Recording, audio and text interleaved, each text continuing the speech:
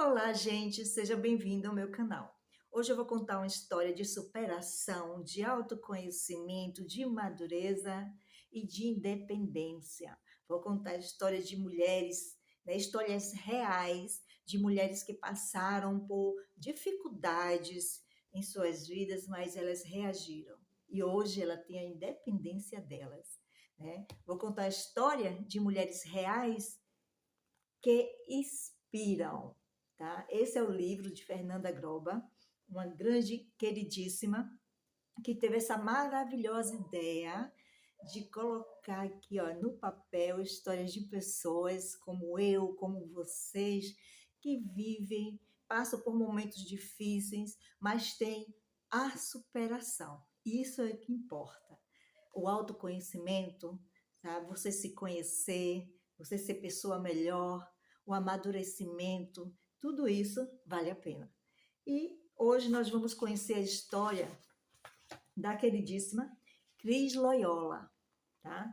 Livre para poder sorrir. Vou fazer em episódio, para não ficar longo o vídeo, tá? E vocês podem deixar aí no comentário se vocês gostaram ou não, se querem a continuação, tá? No próximo vídeo. Diz assim: Olá, mulher de sucesso. Se você está lendo esse livro, é porque faz parte disso. Eu sou Cris Loyola e vou contar um pouco da minha história. Há alguns anos, eu me envolvi em um relacionamento com um homem que acreditei que seria a minha base, o meu alicerce, o meu tudo. Formar uma família, tendo um bom companheiro ao meu lado, cuidando de mim, me amando e juntos gerando nossos filhos. Sempre foi um sonho. Mas me dei conta de que aquilo que eu esperava se transformou rapidamente em um pesadelo. Por aí, você já imagina o que vem à frente, né? Mas vamos lá. Tudo começou numa noite de carnaval, no Farol da Barra. Quando conheci esse homem, ainda que estivesse com minhas amigas, eu me encontrava carente e solitária. Ele se aproximou de mim e naquela mesma noite começamos a namorar. Tudo foi tão rápido. Após o carnaval, nós continuamos nos encontrando e fazendo planos. Tudo parecia um sonho, exatamente como eu imaginava. Fui morar com ele em um apartamento total mobiliado. Quando eu olhava para trás, me lembrava de que não tinha nada. Eu estava vivendo em um filme de romance. As Mil Maravilhas. Diariamente e várias vezes ele dizia que me amava e eu acreditava em suas palavras. Ele dizia que eu era o seu tudo, que não sabia viver sem mim. Por conta de todo esse sentimento que ele dizia sentir, também me pedia um filho com frequência. E eu, lógico, engravidei. É aquele fato, né? Sempre pede um filho, aí você cria e ele vai visitar de vez em quando. Na realidade, é isso aí. Eu não estou falando nenhuma bobagem, nem algo que não acontece. Isso já é corriqueiro. Seja lá a classe social que for, tá? Ao compartilhar a notícia de que eu estava grávida, ele teve sua primeira crise de ciúmes, pois não éramos mais eu e ele. Afinal, outro alguém estava nascendo dentro de mim. Ele começou a mudar drasticamente comigo. Saía para o trabalho e quando voltava, comecei a reparar que tinha um olhar diferente.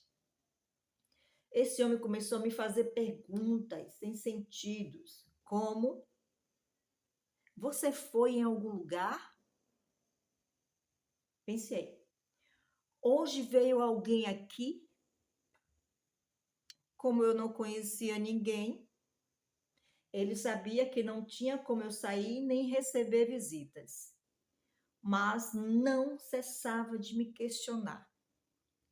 Já começa daí, né? Um dia a sombra cobriu o sol.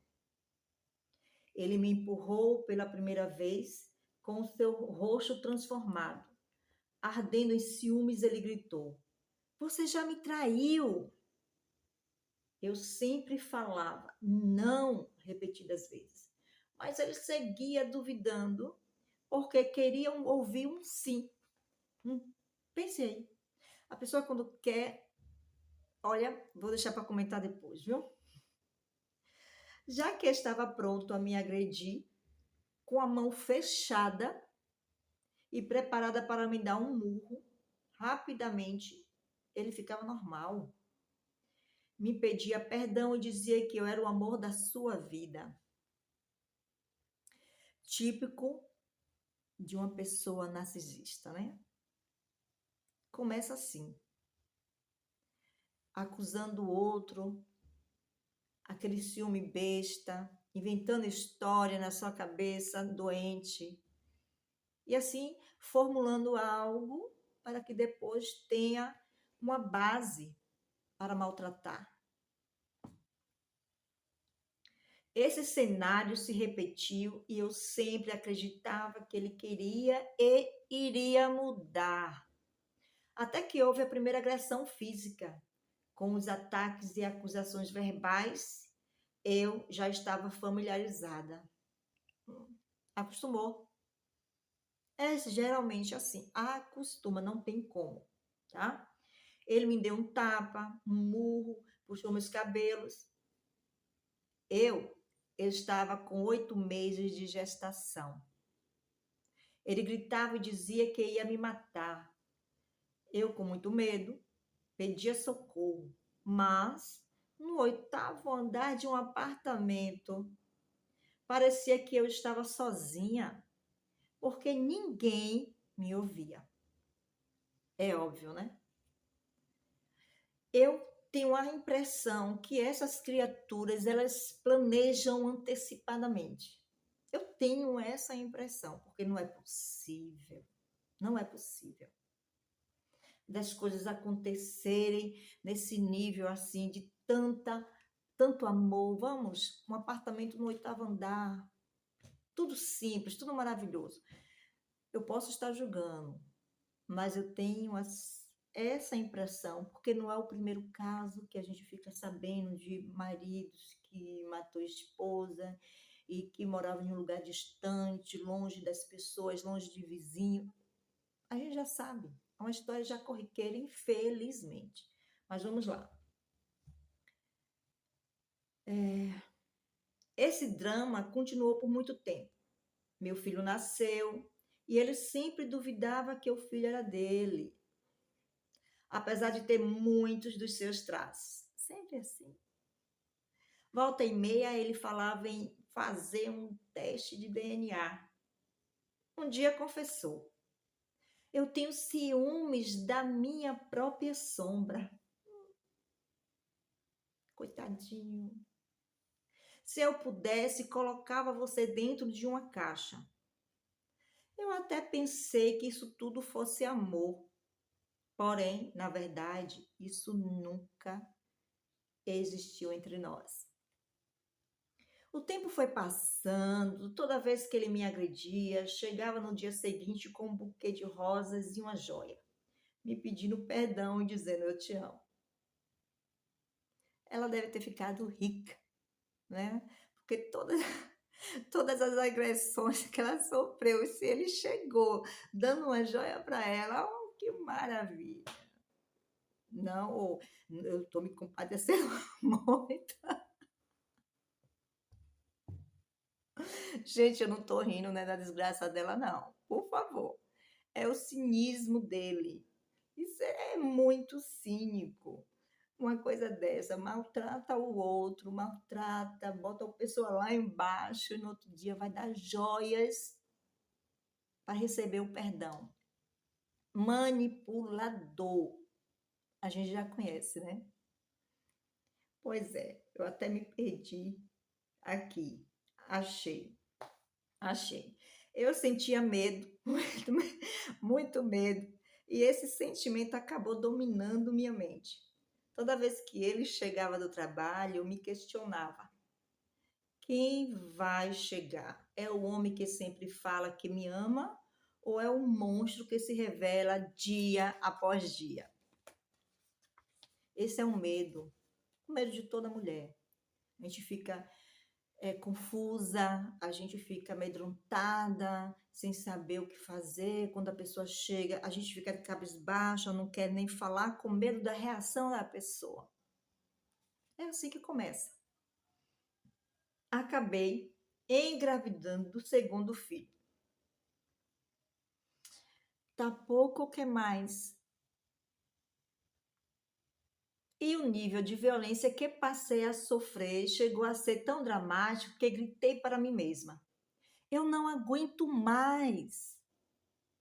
Essas páginas não me permitem contar toda a minha história, mas quero dizer para você, mulher, não fique presa num relacionamento abusivo e violento. O amor não tem nada a ver com isso. Quem ama não agride, não grita, não acusa. Quem ama cuida, como um jardineiro cuida de uma rosa. Quem ama não machuca. Decidi fugir com os meus filhos sem levar nada. Eu era uma mulher que tinha tudo dentro de casa, tanto no guarda-roupa como numa caixa de joias. Nesta, não estavam itens comuns, e sim ouro branco, ouro amarelo, diamante, esmeralda e até rubi. Hoje posso falar com leveza no meu coração, que a maior joia é a nossa vida. Nada que um homem possa te dar se compara ao que Deus já te deu. O que foi que eu falei? Né? Dependesse das joias, ela ia ficar riquíssima. O pai, ai meu Deus. Eu saí daquele relacionamento sem olhar para trás, só com a roupa do corpo e os meus filhos. Tudo o que eu pedia era para que Deus me livrasse daquele homem mau e me desse paz para eu voltar a dormir sossegada. Nada como você dormir com a mente tranquila, sem medo, sem dor, sem acusação. Assim o Senhor fez. Voltei para a casa dos meus pais frustrada, decepcionada, magoada, ferida, mas viva. Lembre-se sempre de que a sua vida é única e que as coisas desse mundo não compensam. Ainda que seja uma vida simples, o mais importante é viver com dignidade e paz, claro. Saiba quem você é e cultive o amor próprio. Já faz 11 anos que eu me livrei da prisão de um relacionamento abusivo e agressivo, sem amor. Sou uma nova mulher, nasci de novo e sei que sou a joia mais preciosa deste mundo. Nada se compara a uma vida de paz. A paz não é um sentimento, é uma pessoa, Jesus. Ele é o príncipe da paz e só ele pode nos conceder a paz que excede o entendimento. Amei essa parte. Que aí é a tradução de um versículo da Bíblia, se eu não me engano, é Filipenses 4:6, que fala da oração. 6:7. Aqui não vem dizendo não, viu? É eu que estou falando. Quando eu voltei para a casa dos meus pais, tive um encontro com Jesus, o amado, que sempre me amou, com verdade e sinceridade, cujo amor não arde em ciúmes, mas é zeloso, a ponto de dar a própria vida por mim. Esse sim vale a pena você enfrentar trancos e barrancos, como dizia minha mãe, você enfrentar dificuldades, porque ele foi o único e é o único que nos compreende, nos dá amor e nos guia no caminho que devemos andar. Jesus, esse sim. Bora lá. Em 2007, perdoei o pai dos meus filhos, que me acusou de tanta dor e decepção, que me causou tanta dor e decepção. Ele seguiu seu destino sem mim e, graças a Deus, sou livre para construir uma nova história. Sigo esperando em Deus e decidi recomeçar uma nova vida, tendo Cristo me restaurando dentro para fora. Hoje, sou uma mulher que ministra para muitas outras mulheres a cura e a liberdade que só encontra em Jesus. A superação, né, gente? Essa história, a biografia de Cris Loyola, ela tinha na época 44 anos e ela era pastora, apresentadora, conselheira, mentora. E agora, com este livro, ela se tornou escritora.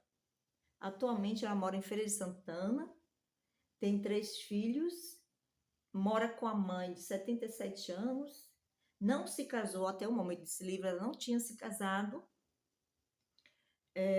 porque ela estava esperando em Deus um homem de caráter que seja parecido com Cristo e que a ame com um amor puro. Olha que lindo, né? Então, quando a mulher ela aprende, né, a se valorizar, que ela começa a perceber que ela é uma mulher rara, uma mulher cara, que não é qualquer um que é palho para ela entendeu tudo. Essa história de Cris é muito linda. E é um exemplo para todos nós, né? Então, vocês aí, deixa seu comentário, tá? Diz aí o que você achou da força dessa mulher, né? Da visão dela, porque não é fácil, a gente sabe que não é fácil quando a gente está no meio, na verdade, dentro de um relacionamento abusivo, é difícil a gente sair, difícil. E ela foi pior, porque tinha 2 filhos, mas mesmo assim ela não pensou 2 vezes.